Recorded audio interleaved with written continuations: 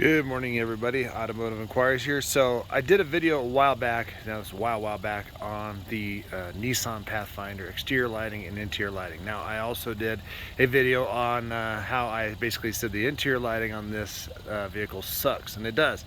Now I'm going to put a link in the video to that one where you can kind of see how dim it is, because then I did another video where I upgraded all the interior lights to LED, and it was a fantastic addition for less than 20 bucks. So if you own this car, you know what I mean when you get in there and you're like, ooh, it's kind of dim in here, and you want to make it better. So we're going to do a walk around of what it looks like at night.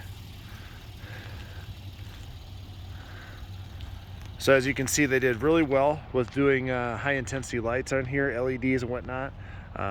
Very nice.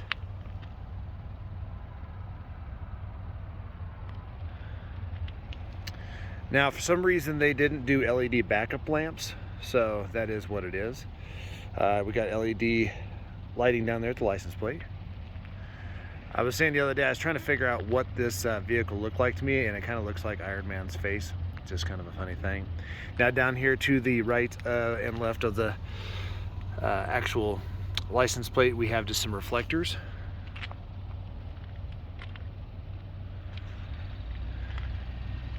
Now as we walk down the car, there are some LEDs that are turn signals in these mirrors on the SL.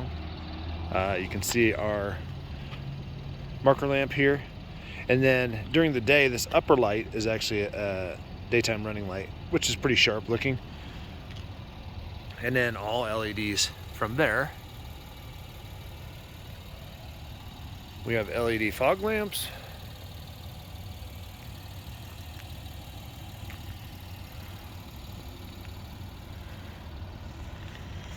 Now I'm going to get the turn signals on so you can kind of see those. All right, so here is your turn signals in your mirrors. As we come down here, you can actually see that we have the turn signal here, and that is an incandescent bulb.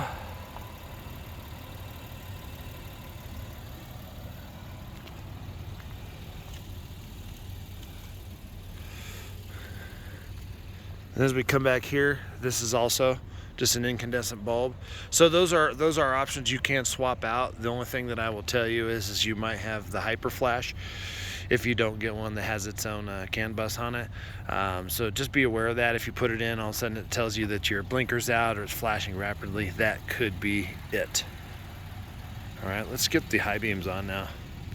All right, so once you get the high beams on, that's what this lower piece was here. These lights are extremely bright. I probably wouldn't swap out the blinkers just because you don't want to mess with the hyper flash. And then taking these lights out is not a easy ordeal. The ones in the back aren't as bad, but the headlights are. Obviously you can see that once the high beams illuminate, your fog lamps turn off. As long as you're using your auto high beams, that'll toggle between the two. So let's check out the inside. All right, so from here, again, on my other video, this is now LED, so this illuminates the ground extremely well. And then we're gonna go on a drive here. So these lower lights here, these only come on when the doors open and then shut, and then they dim out. They're not ambient lighting. You can get some ambient light right there in that little tunnel. And you'll see it once we start driving. There's a small ambient light in here. No lighting in the console. But yeah, you can honestly see how bright it is in here now with the LED lighting.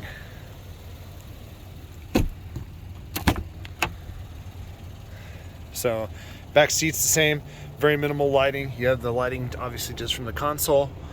You have the upper lights. And then I do appreciate this. You might not be able to see it, but that's illuminated. And this fades in and out when the vehicle's off. So it kind of pulses so you can help find it. And that's the same for the one that's on the back of the seat. So a lot of them, this is just like a painted switch. So I appreciate that. It's a little bit easier for the kiddos and everybody to find at night.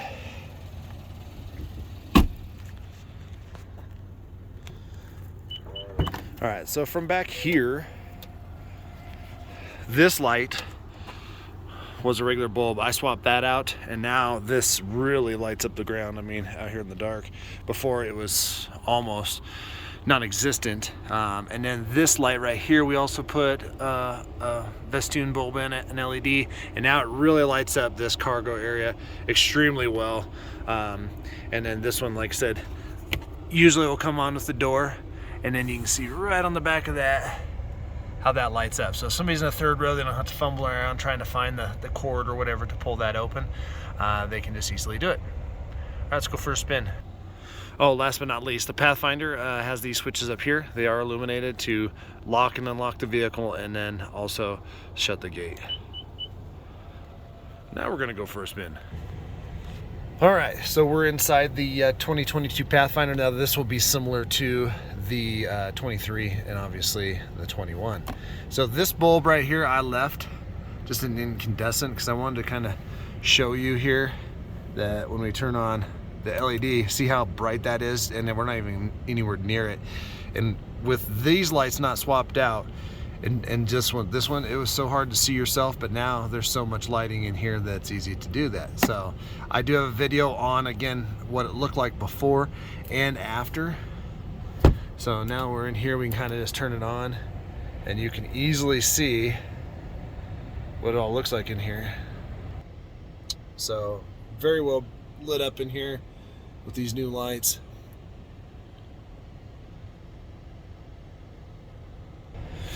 All right, if you get the lighter interior, it's obviously going to be a little bit lighter in here with all of the light that's just ambiently bouncing off of things.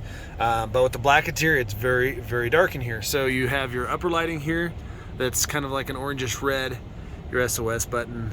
Then you have your little lights up here that are for the auto dimming mirror, your airbag, and then this is basically what the cockpit kind of looks at night.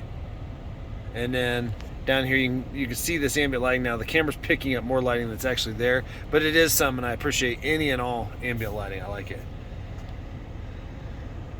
There's the shifter,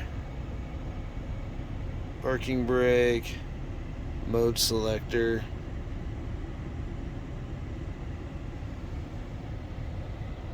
We come over here to the steering wheel.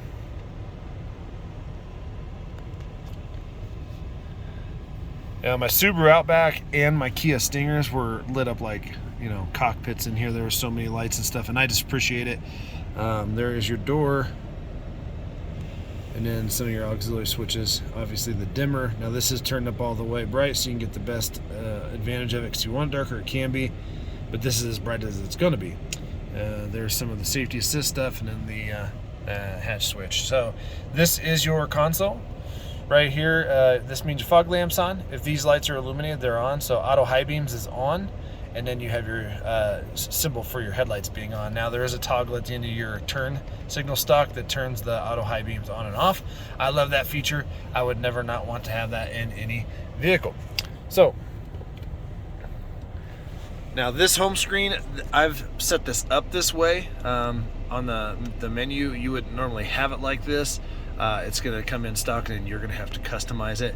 But obviously if we go to audio, and then obviously if we go to map, it's going to toggle between this dark mode and the day mode depending on the light that it's going to have. Want to see cameras at night? So there's what the cameras look like. This is the front angle, and then this is obviously the 360. And if we turn on the reverse lamps, you can see how they got up there, but they're not overly bright, so the more light we can introduce, the better the cameras are going to pick that up. So, but from here, I mean, they are fairly clear. You could hit camera button again, and you can get a view of what the passenger side door area tire looks like, and then you can just put full on front mode there. So then we can get back to the map, and now we're going to go for a spin, so we're going to take the brake off.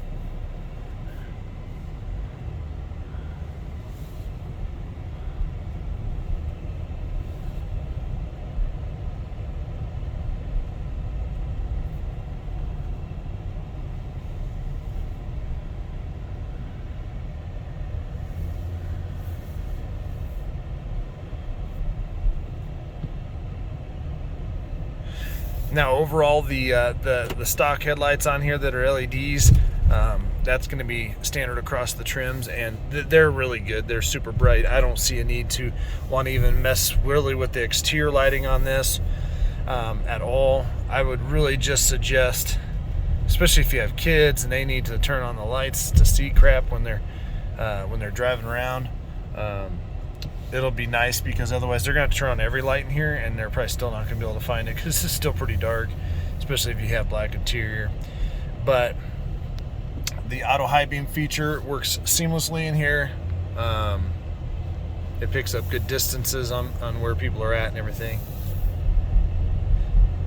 And then from here, of course, you can toggle through your menus, whatever, different things you want to have show up at night. The little screen in the middle, I think it's a 4-inch. It's actually pretty clear. It gives you a lot of information when you need it. If you get the factory navigation, you can have navigation in that screen. And if you have your Copilot Assist, which I call it the Smurf button, you kick that bad boy on, and then it basically has all of that stuff turned on, and then you'll start seeing all your indicators here when you start drifting or whatever. Let's see if it'll pick it up. I don't want somebody to think like I don't know what I'm doing driving, but alright, so we'll just set the cruise. You see the little steering wheel right there. It's going to illuminate green once it's found the lanes, and once your hands are on it. It doesn't like when you don't have your hands on it. And some of this stuff may not work all that well, because I did spray this off before I made this video, and it's pretty cold out here. It's 21, so literally the water was freezing as I was putting it on there. So you can see the top right hand corner where it saw the last speed was 35. I'm going 45. It wants to know if I want to accept that speed or not. So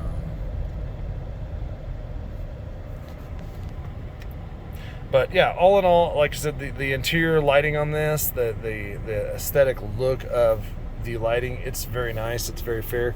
And if you go drive, say, an Infiniti, it feels almost identical, because they're sister cars. And I mean, Toyota and Nissan and who's that, Honda, they really don't dress up their, I mean, they're nice cars, don't get me wrong, Acuras and Lexuses and stuff, but I mean, really, for the most part, you can find a lot of carryover parts in those sister brand vehicles.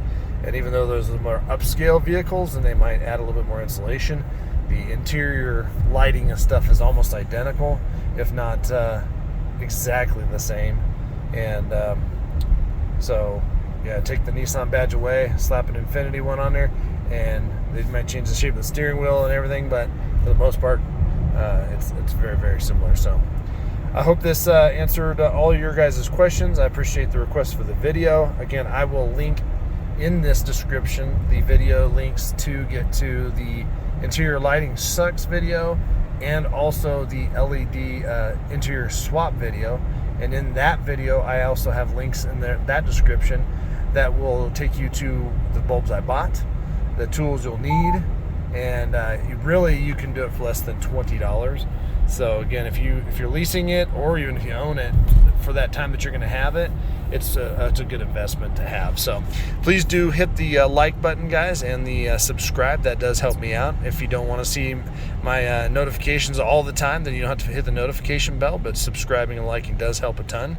And if you do want to see more content, then hit the notification bell. I do try and post stuff as much as I can. And if you have a specific question about this car or one of the other cars I have, feel free to comment below, and I'll get back to you as soon as I possibly can. And yeah, and I've had so many dang cars in my life that if you have a question about a car, more than likely I've had it. So thanks a lot, guys, for being here, and we'll see you on the next one.